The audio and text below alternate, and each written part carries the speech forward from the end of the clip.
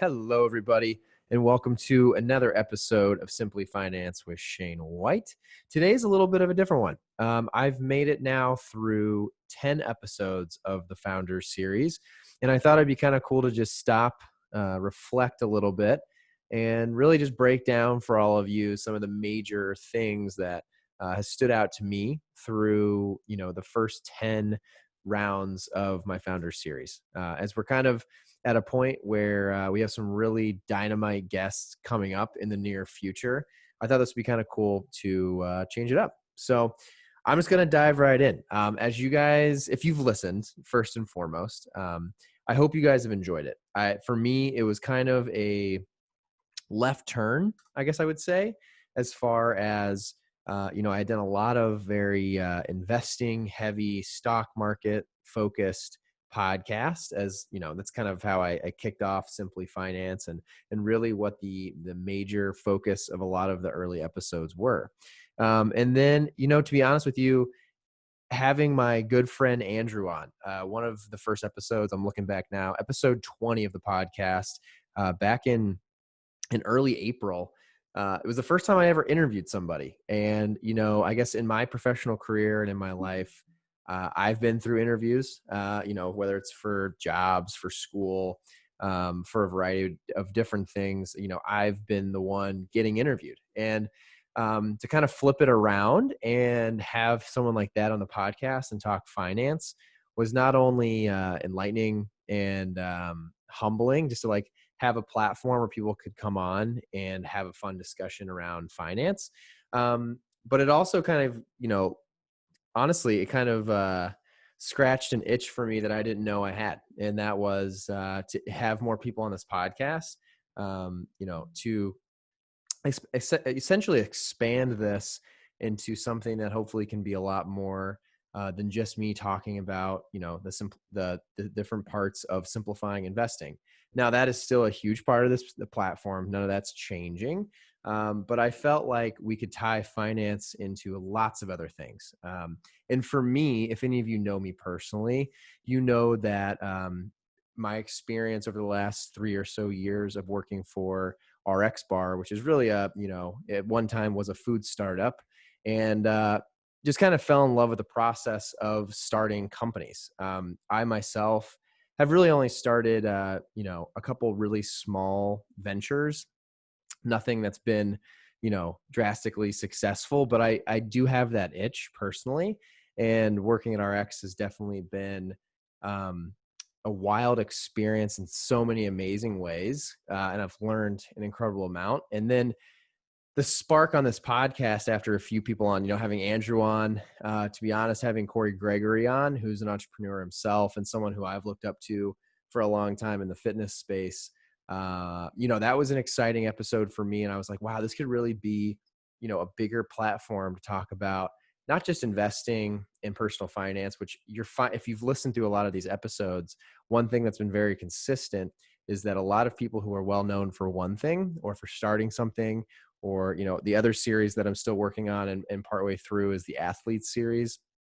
Someone like Matt Frazier, getting Matt Frazier on this podcast was an awesome opportunity to actually get to sit down and talk to someone at his caliber for, almost 3 hours. But what was wild to me was that he is not just an athlete. He's not just a CrossFitter. He's a normal human being like all of us. And for him to come on and talk about, his passion for investing and for finance and just honestly bettering him and his fiance's financial situation and just his philosophies on money. I think that's where this platform can really go and excel is getting into a lot more of those types of conversations with people who are interesting, right? I mean, for all of you, I'm sure listening to someone who you've recognized or have heard of their brand does make you a little more interested in listening to the podcast. So just so you guys know, that is a little bit of kind of the realm that I'm going into, and just like why you've started to see these founder series and these athlete series pop up. This whole platform has really been a passion project of mine. And I've mentioned that before on the podcast, but I just truly love this stuff. Again, if you know me personally, I love interacting and talking. I'm definitely an extrovert, and I love to have conversations with people, and especially about finance. I think it's very interesting. And I hope you guys have enjoyed it. So that's kind of where this is going. That was kind of a ramble of what the podcast has been up to, and just why I kind of jumped into all these new series with new people and actually have had really extensive interviews. I know it kind of went from, very just one-on-one, hearing Shane talk for 20 minutes about some sort of topic and in the investing or personal finance realm, to interviewing people. And I just hope you guys get a little better understanding now of what's happened. And there's a lot more in the pipeline. Just so you guys know, I'm fired up about the direction this is going, the traction it's been given. Thank you for all of you for listening, for sharing it with your friends and family. For those of you who have posted it online, I can't thank you enough. It's drastically helped this platform in many ways. So what have I learned? So I'm just going to recap and walk through basically, I'm going to remind a lot of you, if you haven't listened to all of them, obviously you can go back and see all the episodes. Each of the episodes for the Founder series, which I'm going to talk about today, and I'll skip over. I'll do another follow-up with the Athlete series in a few days. But for the Founder series, I'm going to kind of recap and go through some of the episodes that I've had, and then kind of recap the whole thing with major takeaways and major learnings that I've had from this process. I'm only 10 episodes in, but I think I've learned a lot. I think I've gotten a lot of good content for all of you, and I just thought it'd be fun to rehash. So my first real, member of the Founders series was actually John Fosco. And if any of you guys listened to that, it was in early June, episode 48. John Fosco, a serial entrepreneur. He's one of those people who, and this has become a very common theme, but really John Fosco is one of those guys who just hustles. He figures shit out and he just runs with it. I think, and I'll just, before I dive into all these people, that's been one of the major themes that I've learned. No matter to bring finance into this, no matter how much money you have, no matter your situation or where you're at in your career, one thing that's been very common is they've been passionate about what they want to go do. And they've also just hustled no matter what. And they didn't take no for an answer. I think that's like a major call out. So John was a good one with that. The next one in the major Founders series, like from a brand perspective, the first person I've had on is Matt Mullinex, who started Huron. And if any of you didn't listen to that or don't know what Huron is, that they're basically a men's personal care company. So think of, the really expensive body wash that you can go buy at Nordstrom. Matt was the one that was like, you know what? I don't know a lot of guys that want to go spend that kind of money on their body wash, kind of was the concept. And then he also, though, was like, we care about, a lot of guys who are into health and wellness care about the products that they're putting in their body. They care about exercising and making sure their external body looks good. But then all of the like body wash, hair care that they use is the one thing that a lot of guys kind of forget about and put on the back burner. So Matt, that was a good episode around, someone who just found something and was kind of a niche following. Matt is in a category that has been dominated by, large brands for the most part. So he's kind of a David and Goliath type situation. But, Matt's one of those people who, again, just a hustler. He, in that episode, I don't want to give away all the details. I'd love for you to go back and listen to it because it was a lot of fun talking to Matt. But he had some really creative entrepreneurial ways when they started off, just like ways to figure out if the product was worthwhile going into. The big one that we hit on, and I'll barely touch on it, was, setting up a fake website to see if they could get clicks from social media to prove out that people would want their product. That is a very cool and very ingenious way to test something without investing too much money. So, he was someone who, was having a great career and was by no means in a position where he needed to start a business. He just found a following and thought it was the right move for him. And then he figured out how to do it in a really scalable way, which is awesome. The next guy I had on was John Coogan. So episode 3 of the Founder Series. And that was, a couple days later. And John was someone I actually stumbled on Twitter, just, being looped in with a lot of different, brands and founders on Twitter. I came across him and noticed he had started a company called, he's basically someone who's been a part of 2 major startups. And that's a great episode for, anyone who's interested more so in the, technical side of startups. He was a big component of e-commerce and marketing, and a lot of these companies that are both companies that he's now co-founded. John's just a really smart guy. He was the first person that I had on this podcast that I was like, wow, this guy is way smarter than me. And he's one of those people that, I felt intimidated just having a conversation with, because he's very well, he's got a great vocabulary. He's really good at explaining things, but with like a twist of just, you can tell he's an extremely smart human being. He's hard to explain if you can't tell. And just love that episode though. And then, his new company, Lucy, really trying to solve a really important problem. And he just seems like someone who's never going to give up. He's also one of those people who, this has become another common theme. There are some people who I've talked to who I think they just know they're entrepreneurs. They don't have that thought in their head of like, should I try this? Should I not try it? And if it doesn't work, I'll just go back to working at a corporate gig. He's one of those people that he's just like, no, I just want to start stuff. And he wants to be his own boss. And I think that's a huge component of a lot of these entrepreneurs, is at some point, whether they're someone who always knew that and just never thought any other option was possible, or there's someone who just at one day figured it out.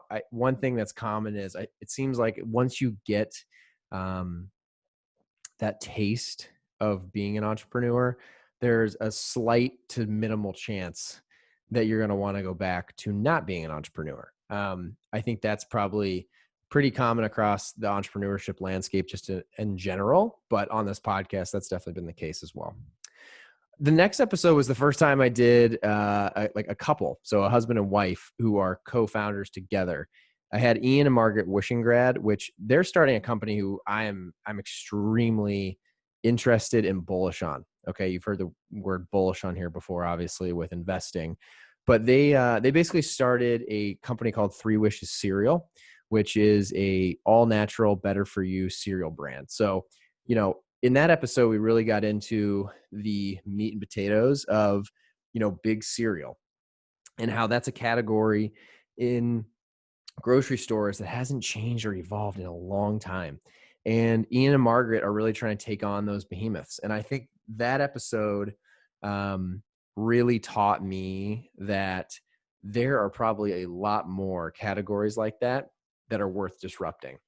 And for me, it honestly has really turned the wheels. Me and my wife, Kelly, have been talking about ideas. We always are talking about something. There's a few categories that, we've always thought about that are dominated by huge corporations. They're not good for you. And I think that was an episode to me that was kind of a light bulb. That's like, yeah, that's got to be true across, if you go to any grocery store, walk up and down some aisles, you're going to find parts of the store that are, completely run and controlled by a few enormous corporations. And I give them kudos. They spent a long time. I think they spent almost 2 years, they said, developing the cereal product that they are selling today, but wish them nothing but the best. They seem like 2 extremely motivated entrepreneurs, parents of a child, and definitely during, a pandemic, they were a co-founding group that, they're just kind of taking it a day at a time, and they're being parents. They also own an ad agency. So they're doing a lot and they're handling it. And that's, again, like I said at the beginning, a very common theme with all these entrepreneurs is this grit and this drive to not give up and to just keep rolling, day by day, knocking stuff off the list and getting stuff done. The next episode, a Chicago native, episode 55, shot this one the beginning of July. with Nick Hamburger of Quavos.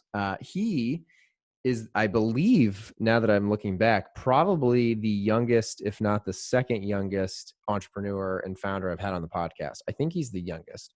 And his company, I've known a lot about them being in Chicago and being in the CPG food industry. But what was wild with them was really just hearing how small and lean they've kept their company. So for me, a big takeaway was, and it's something that it's been a common theme is, bootstrapping, number one, which I'll get into here in a minute. But really the point of Quavos that I wanted to kind of reiterate was, staying lean and scaling, I guess I'd say smart, or in a smart fashion, I'll say. So, Quavos, they've kept their headcount really small. They're taking steps slowly but surely. But one thing Nick, really hit on that I thought was interesting is just the concept of really, they don't add a person to the team until they're bursting at the seams and they need someone to cover a specific area.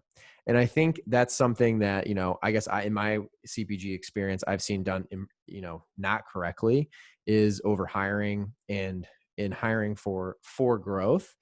And again, everyone has a different way of doing it. And I'm not saying that the way that Quavos did it is the only way to do it, but I do think in food and in general in the startup world, from what I'm learning, being a little more patient when it comes to hiring and just, making those headcount decisions only when you absolutely need somebody was a big takeaway for me and anyone else who really wants to start a company, just to do that the right way.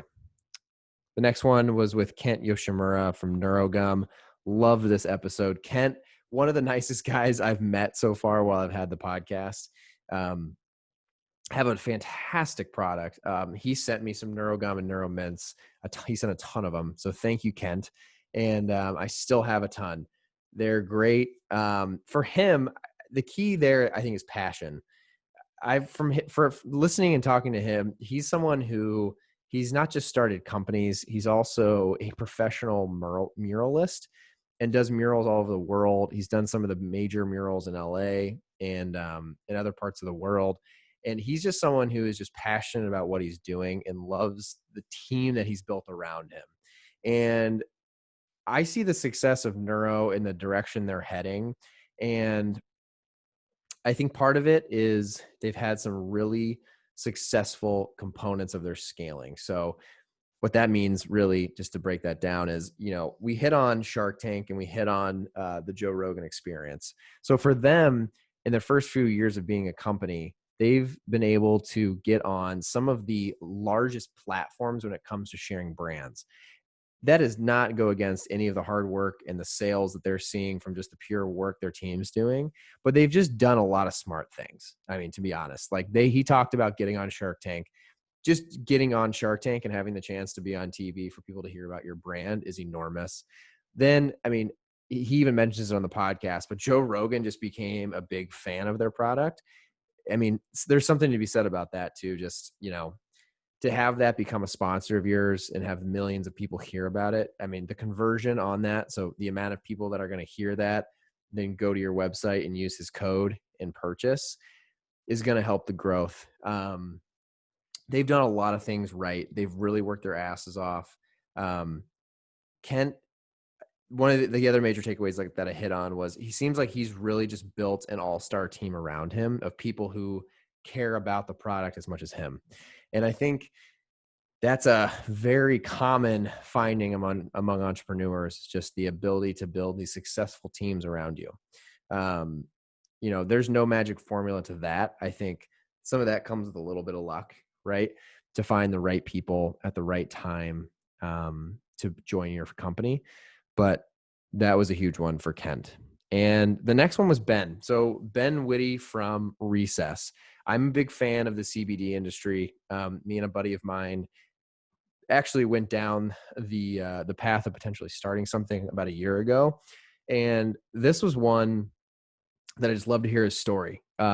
He's from New York, started making and shipping product out of his apartment and has just hustled. Again, these guys, everyone I've realized is a hustler. So it doesn't matter if you're selling, I have a LaCroix here, but if you're watching this on YouTube, but a can of this or, gum or whatever your thing is, you have to hustle and you have to bet on yourself. And that's something Ben really hit on in our episode, was just focusing on yourself and making sure that you are passionate about what you believe in. He's not just selling a CBD product, but he's actually on the hemp advisory board, which is this, basically, roundtable group of people who are trying to move a lot of legislation forward on the CBD industry. So he's just very involved in the community. He's betting on the success and the future growth of the category.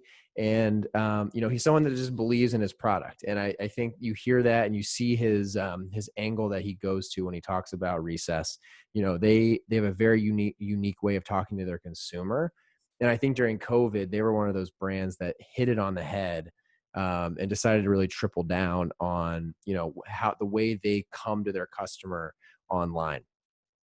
The next one I talked to is Jordan DeChico from Super Coffee. Love their product. I've been a fan of Super Coffee for a couple of years now, and love the story of, he's one of three brothers and they're the three co-founders of Super Coffee. Just a really cool story of how they came about. He explains it in the episode. For you guys' reference, it's episode 59 and it was back on July 31st. Definitely suggest you guys listen to this one.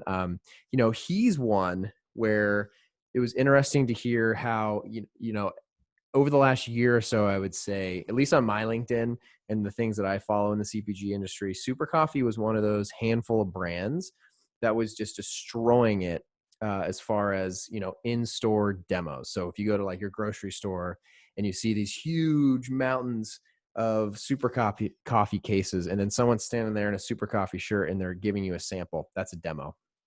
So they were doing those in a kind of a new way, a way that really made them stand out when you came into the store and you wanted to go try it. The product tastes amazing, which that obviously helps as well. But that was working really well for them. And then they were one of those brands that, no one could have seen this coming, but a pandemic hits. And when the pandemic hit, they had to really switch gears. And they were one of those companies that, did really well with in-store and were growing extremely fast. And they kind of got hit in the mouth with no more demos. They had a good e-commerce strategy and they had a good e-commerce platform, but they even admitted that they didn't have enough invested in e-com before the pandemic. So that was something that they learned. And I think a lot of brands are learning that in this time frame, is just that the importance of e-commerce and how much that's needed to be successful in these, COVID-19 and probably post-COVID-19 times. Now, if you've watched Super Coffee and you've followed those guys over the last few months, even since I've had Jordan on the podcast, I mean, they've had some major breakthroughs. They got a distribution agreement. They just announced that Alex Rodriguez, A-Rod, and J-Lo are now founders and not founders. I'm sorry. I don't know why I said that. They're investors in Super Coffee. And they're just continuing to break the norm and grow at an exponential rate. And they're figuring it out through a pandemic. So kudos to those guys. Loved that episode and loved getting to know Jordan a little more. The next one was Mark Samuel from I1 Organics. He's just one of those guys. If you follow Mark on LinkedIn, which I suggest you do, Mark is just one of those fired up, pumped individuals. He's motivational. He's positive, and you feel that in just communicating with him, right? When I had him on the podcast, our episode was fun. It was real. We went kind of in depth on the CPG industry, but he was one that really taught me that, you just go with the flow and you try to make smart decisions. And he's someone who started lots of companies. He's another person who just you can tell he's never thought twice about having a job and reporting to somebody else. He mentions that's just not something he could really do. And so what was fun with having him on was really learning that there is just a hustle component that you have to have in you as an entrepreneur. He talks about just, every day is a new challenge, and he's really big on just figuring it out. And, he was one of those people. I guess I always had this envision in my mind that, you would have um, if you're an entrepreneur, there's so many things going on and so many things moving fast that you would have to have this like very detailed, organized plan of what you're doing next. And he was kind of the opposite, and something I've learned from a lot of entrepreneurs on here, where he's like, you know what, I just get up, when I get an email, I fire an email back. And he doesn't really keep a clean list of things he's working on. It's like all up here in his head, he says. Not that that's the right way to do it by any means. For some people, it definitely is, like himself. But he's one of those people, he's just on and he's moving and he's going fast. And his whole concept of, and this is something I think is common in entrepreneurship with successful entrepreneurs, is you need to plan. You need to move fast though. If you over plan, you can't move fast. And so his whole concept is he just tries to keep moving and moving quickly, making smart decisions, but making them quick. And I think that's a balance that anyone who wants to jump into entrepreneurship, it's something you got to figure out. But the successful ones seem to do that well.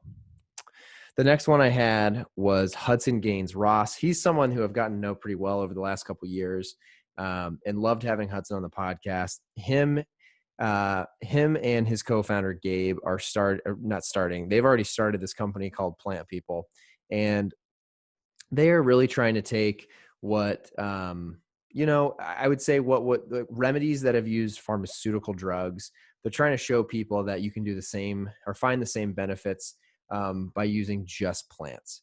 And I really think their mission is something that they're one of the people he's one of the companies I've had on here who I really resonate with their mission. And I really think their whole mission of just giving back and being positive is contagious. And I think it's something that more companies should try to do. Hudson's one of those people as well, just a grinder. He started a few companies. Hudson, I think, is an interesting person to talk to because he's extremely smart. And you pick that up when you listen to that podcast, I'm sure. He's got a very, very smart head on his shoulders. And he's very driven. He's very motivated. And he's someone who has just a lot in the pipeline, you can tell. From that episode, the one major thing I took away is, a good entrepreneur seems to have this balance between understanding what's going on in the now and making sure you and your teams are executing and taking steps in the right direction. But at the same time, you have this macro vision and you're forward looking and making sure that your company has the growth and the products in the pipeline to really be this big brand. And maybe not everyone wants to be a big brand, right? I think there's plenty of family businesses or smaller businesses that sell a few things. But if you want to be someone who's starting a big brand, I think that's something that Hudson definitely holds, is this balance. I could tell from talking to him. But it also is part of just being, I think, a founder is executing what you have, but not settling in where you are in the moment and making sure you can continue to evolve and innovate and grow the company. And I had two more here, and then I will wrap it up for my first 10 episodes. The next one is Jake Rhodes. Just again, he's another one I've had on here I just can't say enough about, just in regards to one of the nicest people I've talked to. I came across Jake. I do CrossFit or functional fitness quite a bit. Me and my wife are into that. And I bought these grips, I don't know, probably 6 months ago, because my hands kept getting tore up when I was doing things on like a pull-up bar. And so I came across Bear Complex. They're supposed to be like the best grips on the planet. And I found out Jake was one of the founders. And so did a little research on Jake, found out that he has since starting Bear Complex has left and started this company called Routine. Jake has got, he's one of those people as well, he's kind of actually, he started companies, he's worked for companies and then gone back to starting companies. You can tell just what he loves. And he has taught me, and one of the major takeaways I've had from him and a lot of people, but really it resonated with Jake's episode, was just this passion for what you're doing. He had a good idea, and then a passion for functional fitness, which turned into, a career with Bear Complex. But his new company Routine is a really good example of just being extremely passionate and believing in a product. He mentions it in the episode, and I encourage you to go listen to it. It's episode 67. Jake is fired up about this new product he's developing. And there's something about listening to a founder of a company talk about a product they're fired up about that gets you fired up, and then you want to go do something. And I'm not going to lie, when I got off the episode with Jake, I'm like, I gotta find whatever it is that I want to make, because he just seems like he's having so much fun and he's loving what he's doing. He's passionate about it. He's doing it with his wife, which is a dream of mine, and my wife knows this. And the passion there is so contagious, and that's like what really drove me to want to start this founder series. Was I know the founders I've met I feel that passion from all of them, and it's honestly a really, really nice conversation to have with someone during COVID. Everyone, there's lots of rough stuff going on. This year has sucked for many people.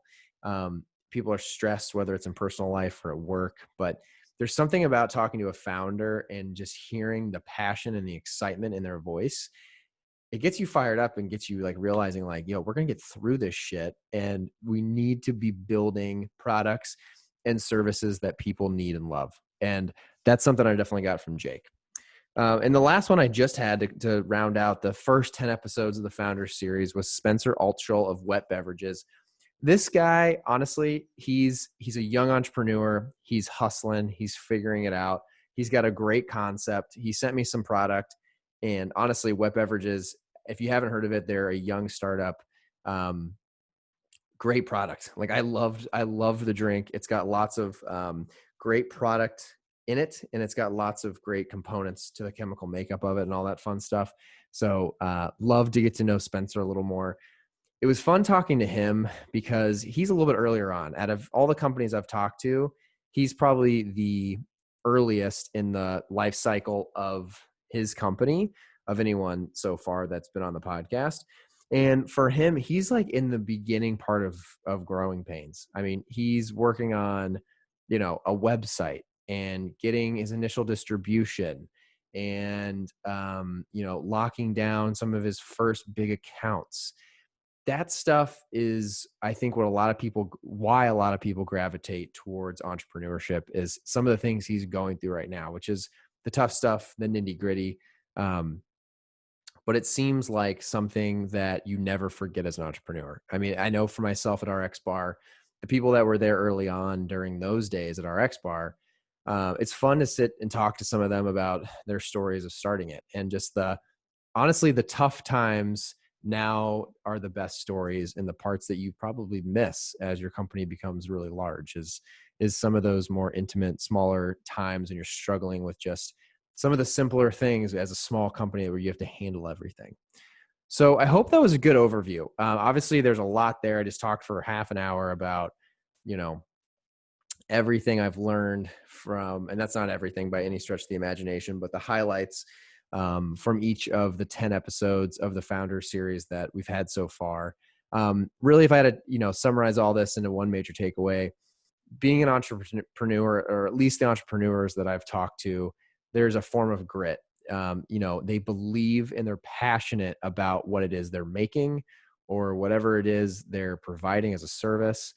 And it doesn't matter what people say about it, especially if, you're someone who they don't necessarily believe in what you believe. They're going to be passionate about it. They'll take feedback. You can definitely tell like there's some empathy and there's humility and there's some self-awareness from all of these founders. But they're passionate in a way that you're not going to be able to bring them down just by giving them some poor feedback. And I think that's really important because it sounds like from all the founders I've talked to, it's inevitable that you're going to come across some adversity. You're going to come across major problems that probably make you second guess your product or your service. And sticking to something when things get tough seems to be a key component. And the other one is honestly just a pure sense of hustle, right? It sounds like these people, they work hard, They grind at it. They believe in it. They're creative. They're entrepreneurial. And they're just trying to make it work. And it's been interesting. I think everyone talks about timing when it comes to entrepreneurship.